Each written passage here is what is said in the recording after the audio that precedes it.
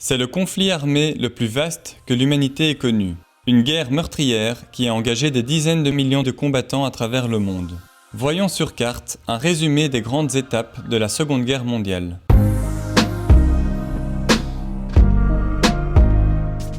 On commence à la sortie de la Première Guerre mondiale. L'Allemagne et ses alliés sont vaincus et sont rendus seuls responsables de la guerre. De lourdes sanctions leur sont imposées, les empires austro-hongrois et ottomans sont démantelés, tandis que l'Allemagne doit rembourser une dette irraisonnable. Ses colonies et une partie de ses territoires sont cédés aux vainqueurs et à la Pologne qui est recréée. Toutes ces sanctions sont vécues comme une humiliation pour le peuple allemand. L'économie allemande est fragilisée par le surendettement et subit une hyperinflation. Le pays fait alors tourner ses planches à billets, ce qui provoque une dévaluation de sa monnaie. En novembre 1923, la valeur du mark a augmenté de 1000 milliards par rapport à 1914. Finalement, des mesures radicales sont prises dès 1924 pour stopper l'inflation, puis stabiliser et relancer l'économie du pays. Mais en 1929 a lieu à New York le krach de Wall Street, la plus grave crise économique du XXe siècle. L'impact est mondial, l'Allemagne n'est pas épargnée. En quelques années, le taux de chômage explose. Affaiblie, l'Allemagne voit une montée du nationalisme qui permet en 1933 l'arrivée au pouvoir du parti nazi avec Adolf Hitler à sa tête. Le nouveau régime totalitaire réarme le pays et rétablit le service militaire. Le pays entame aussi une politique étrangère agressive avec comme rêve de réunir tous les peuples germanophones en une seule nation. Côté italien, malgré la victoire aux côtés des Alliés lors de la Première Guerre mondiale, le pays est frustré par le peu de territoire gagné. Depuis 1922 et le coup d'État fomenté par le parti fasciste, le pays est une dictature. L'Italie entame une politique coloniale en s'emparant de l'Éthiopie et en préparant une future invasion en Albanie. En Espagne commencent 3 années de guerre civile qui opposent le gouvernement républicain soutenu par l'URSS et par des brigades internationales au camp nationaliste dirigé par Franco et aidé par l'Italie et l'Allemagne. Les deux pays en profitent pour tester leurs armées et pour se rapprocher diplomatiquement. En Asie, le Japon continue sa politique expansionniste. Le pays profite de la guerre civile en Chine pour envahir de nouveaux territoires. L'armée japonaise fait usage d'armes chimiques et bactériologiques et commet des massacres de population. L'Allemagne est maintenant assez puissante pour commencer son expansion territoriale. Elle annexe d'abord l'Autriche avec l'appui du parti nazi local. Ensuite, l'ouest de la Tchécoslovaquie est envahi.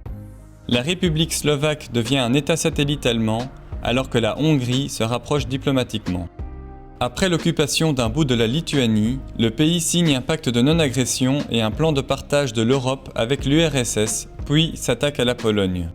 C'est l'invasion de trop pour le Royaume-Uni et la France qui lui déclarent la guerre, marquant le début de la Seconde Guerre mondiale. Bien que les forces allemandes soient concentrées à l'est, les troupes alliées ne prennent pas d'initiative à l'ouest. La France et le Royaume-Uni tentent plutôt de couper la route stratégique du fer qui passe par la Norvège et qui fournit en grande quantité l'industrie militaire allemande. L'Allemagne réagit en envahissant le Danemark et la Norvège. Le pays s'empare ensuite en quelques jours du Luxembourg, des Pays-Bas et de la Belgique. Sa nouvelle stratégie militaire appelée le Blitzkrieg consiste à concentrer ses blindés en un point afin de désorganiser les défenses adverses. Face à la domination allemande, les forces britanniques battent en retraite, tandis que l'armée allemande fonce sur Paris. L'armée française est vaincue et un armistice est signé avec le nouveau gouvernement du général Pétain. L'Allemagne occupe le nord et l'ouest du pays et laisse le reste et les colonies françaises sous le contrôle de Pétain qui collabore. Ainsi, l'Allemagne a indirectement la main sur les colonies sans devoir y envoyer d'armée. Cependant, une partie des colonies françaises et le Congo belge font le choix de rester dans le camp des Alliés. À Londres, qui accueille déjà plusieurs gouvernements en exil, le général de Gaulle crée la France libre qui continue à combattre l'Allemagne nazie. Brazzaville en est la capitale. Conformément aux accords signés avec l'Allemagne, l'URSS s'empare des États baltes et d'un morceau de la Roumanie. L'Allemagne, l'Italie et le Japon s'allient pour former les forces de l'Axe.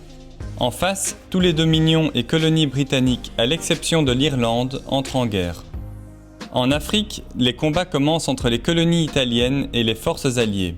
Alors qu'en Europe, malgré les bombardements aériens massifs sur les villes britanniques, l'Allemagne ne parvient pas à soumettre le pays. Hitler change alors ses plans, il veut maintenant envahir l'URSS.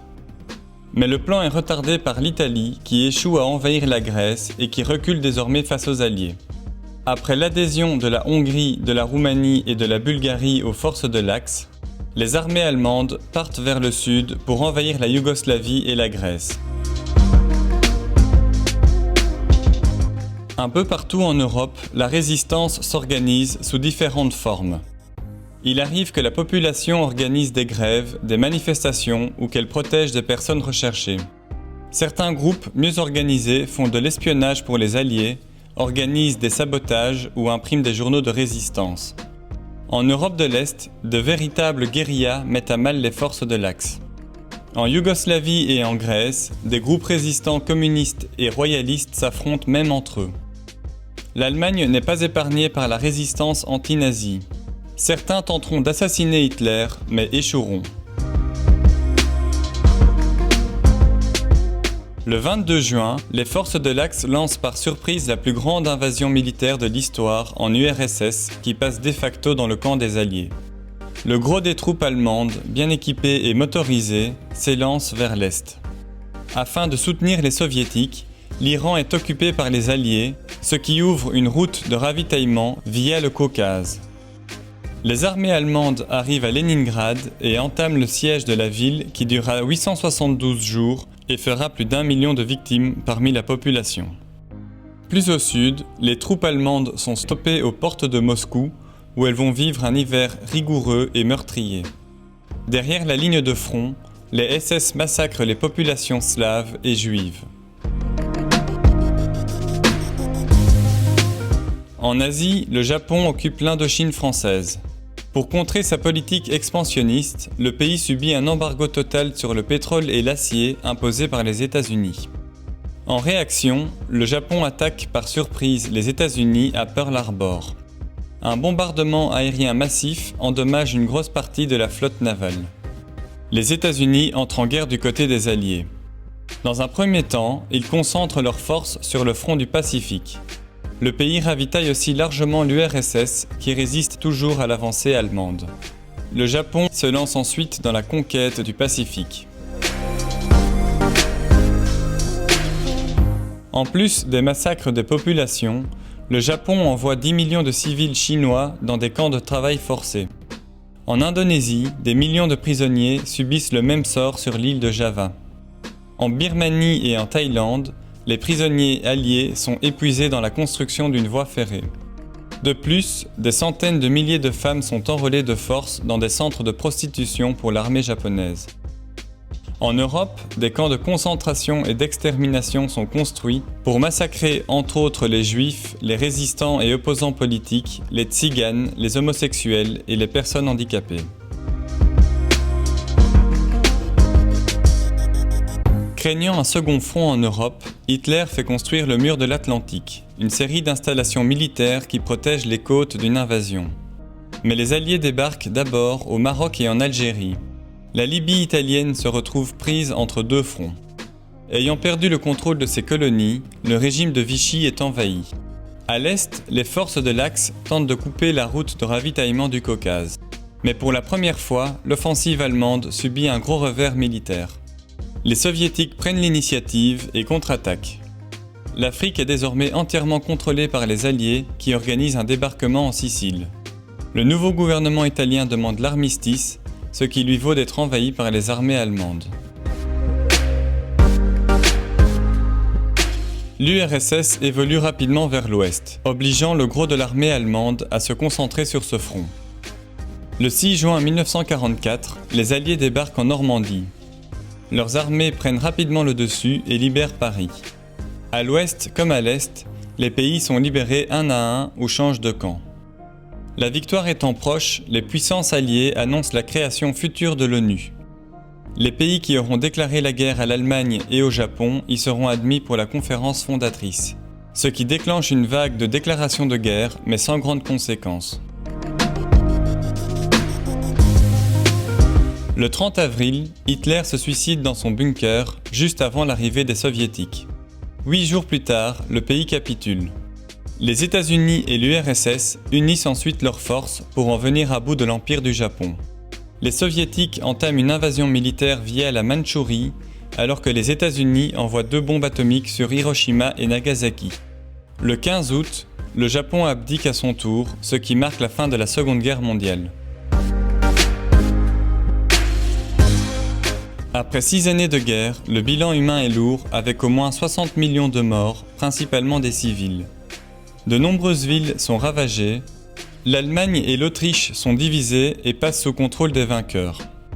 Les anciennes puissances européennes sont épuisées et ruinées par la guerre.